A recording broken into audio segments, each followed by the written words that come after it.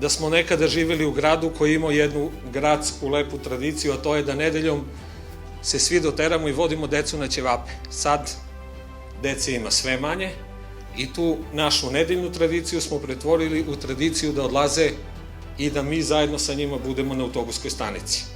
A sada se deca mlađa koja završe fakultet, a nisu spremna da budu vojska koja neće imati svoje ja, koja neće moći ponosno da hoda, i onda se pakuju i odlaze iz ovog grada. Vi znate da ja često znam da kažem da je nama isto u Leskovcu.